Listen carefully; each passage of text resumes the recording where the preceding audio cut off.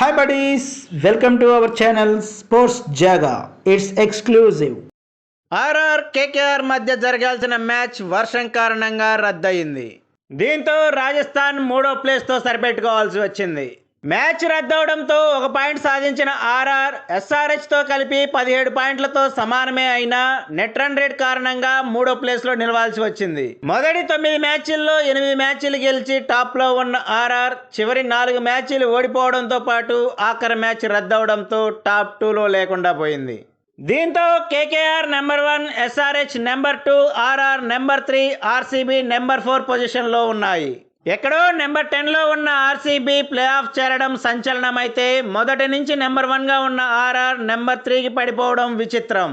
League దశలో ఎన్నో సంచలనాలు నమోదయ్యాయి. మరి ప్లే ఆఫ్స్లో ఎన్ని విచిత్రాలు జరుగుతాయో.